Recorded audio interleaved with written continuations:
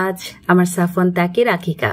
খুবই ছোট্ট পরিসরে প্রস্তুতি চলছে, আত্মীয় স্বজনরা আসবেন।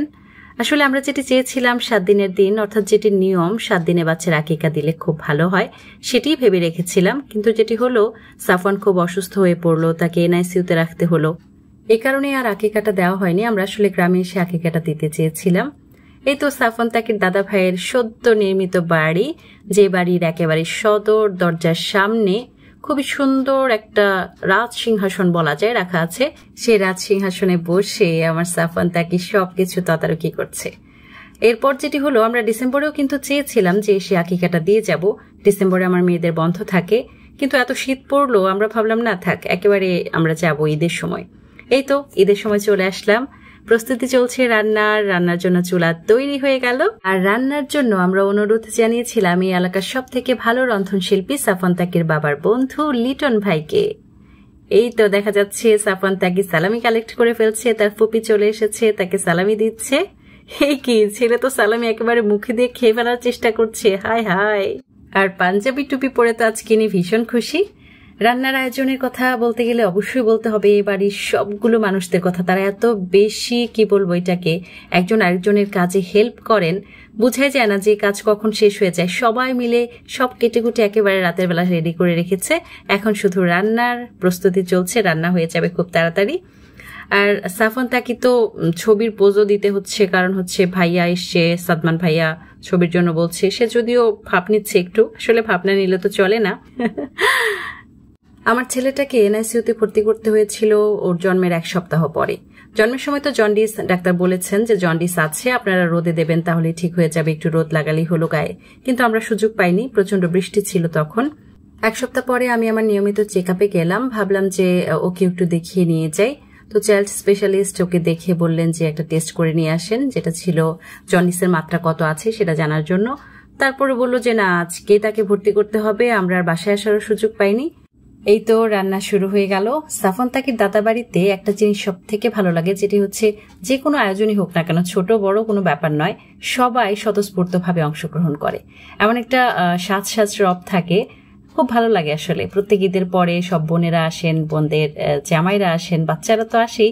তো যথেষ্ট পরিমাণে বাচ্চারা খেলা করার একসাথে সুযোগ পায়।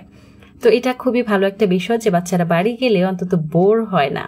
চুলা যেহেতু জ্বলে গেছে, রান্না শেষ হতে তো খুব বেশি সময় লাগবে না। এদিকে আমার সাফওয়ান তাকে তদারকি করতে করতে একেবারে টায়ার্ড। সে সোফায় শুয়ে কি আর করবে, কিছু একটা কসরত তো তাও করতে হবে, টায়ার্ড হলে কি হবে, সে টুপিটা নিয়েই শুরু করে দিয়েছে।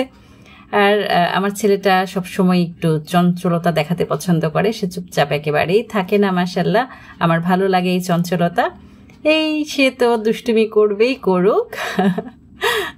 এদিকে রান্না অর্ধেক হয়ে গেল মোটামুটি ভাবে, মাংসটা প্রায় সম্পন্ন হয়ে যাচ্ছে সেদ্ধ হওয়া। এদিকে আমি এখনো গোসল সারতে পারিনি। আমার ছেলেটা যেটি করে, যত দুষ্টুমি করুক না কেন, তার মাকে অবশ্যই চোখের সামনে থাকতে হবে, চলে গেলেই শুরু হয়ে যায় কান্নাকাটি। আর বাড়ি থেকে এই অভ্যাসটা বোধহয় একটু বেশি বেড়েছে। বাসায় এতটা করতো না, বাবা একটু কুলে নিলে চুপ হতো, আপুনিরা একটু কুলে নিলে চুপ হতো। এই তো চলে এসছে সাফওয়ান তাকির ভাইয়া।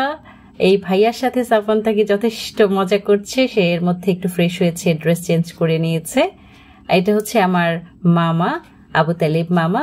ভাইয়াকে পেয়ে আমার ছেলেটা কিছুটা সময় ভাইয়ার সাথে যেহেতু কাটাচ্ছে, তাহলে কিছুটা সময় হলেও তো আমি ফ্রি থাকতে পারছি। রান্না এখন পোলাও হচ্ছে, এটাও প্রায় শেষের দিকে দেখছি। দুইটা জাস্ট মিক্সড করলেই হয়ে যাবে আমাদের খাবার আয়োজন সম্পন্ন। আমরা অপেক্ষা করছি বাকি গেস্ট যারা আছেন তারা কখন আসবেন। আশা করছি খুব শিগগিরই চলে আসবেন তারা। আর বাচ্চারা তো সবাই রেডি মোটামুটি। আমি যদিও অনেক কিছু ভিডিও করতে পারিনি, কারণ আমার বাচ্চা নিয়ে বেশি সময় আমাকে কাটাতে হয়েছে। এই মশলা পাতা ছিটানোর বিষয়টি বেশ রিফ্রেশিং লাগছিল। আমি অনেকক্ষণ ধরে দাঁড়িয়ে দাঁড়িয়ে দেখছিলাম, আর খুবই সুন্দর একটা স্মেল আসছিল। আসলে রান্না তো ভালো হতেই হবে, এলাকার সব থেকে ভালো রন্ধন শিল্পী যে রান্না করছেন। আর এদিকে চলে এসেছে আমার ছোট চাচা। আসলে আমার ছোট চাচা বলতে আমার একজন চাচাই বেঁচে আছেন, যিনি আমার সবকিছুতেই আসেন। এটা আমার জন্য খুবই পরম পাওয়া। সাফওয়ান তাকি তাকে পেয়ে তো তার মোটরসাইকেলে বসে গেল। এদিকে রান্না শেষ হয়ে গেল, উনুন একেবারে নিভিয়ে দেওয়া হলো। এখন সব থেকে মজার একটি ঘটনা ঘটবে, আরো রিফ্রেশিং একটা বিষয়। এই যখন পোলাওগুলো নাড়িয়ে দেওয়া হয়, এটা যদি কেউ কখনো দেখে থাকেন দাঁড়িয়ে দাঁড়িয়ে, দেখবেন এটা এমন একটা রিফ্রেশমেন্ট নিয়ে আসে না। এই তো চুলা থেকে যে ছাইগুলো হয়েছিল সেগুলা পাতিলের উপরে দিয়ে দেওয়া হলো। সম্ভবত এটা গরম রাখার জন্যই করা হয়েছে। দেখতে এই বিষয়গুলো খুবই ভালো লাগে, সুযোগ পেলে দাঁড়িয়ে দাঁড়িয়ে কখনো দেখতে পারেন। আর এইটাতে এটাতে মনে হয় অন্য কিছু আইটেম রান্না করা হয়েছে। যাই হোক, এখন আমি আমার সেই আরেকটা রিফ্রেশিং বিষয় দেখব। কি যে ভালো লাগে এটা যখন সুন্দর করে নাড়ানো হয় এবং ঝরঝরে একটা খাবার থাকে, খুবই ভালো লাগে দেখতে।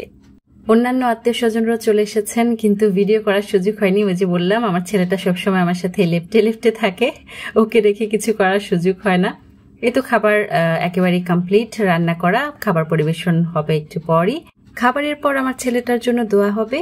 আর এদিকে সাফওয়ান তাকে আরেকজনকে পেয়ে গেছেন, যিনি কিনা কালারফুল ড্রেস পরে এসছেন। তিনি হচ্ছেন আমার চাচি, সাফওয়ান তাকির আপু। তার কালার খুবই পছন্দ, তাই তার কাছে থাকছে। এই ফাঁকে আমি গোসলটাও সেরে নিয়েছি। আর ইনি হচ্ছেন সাফওয়ান তাকির নাইম মামা, যিনি পুরো পরিবারকে সাথে নিয়ে এসেছিলেন সাফওয়ান তাকিকে দোয়া করতে। ইতিমধ্যে খাওয়া দাওয়া পর্ব শেষ হয়েছে, যদিও খাবার খাওয়ার সময়ের ভিডিওগুলো আমরা ধারণ করিনি। খুব সুন্দর ছিল আজকের দিনটি। সবাই সাফওয়ান তাকির জন্য অনেক অনেক দোয়া করবেন।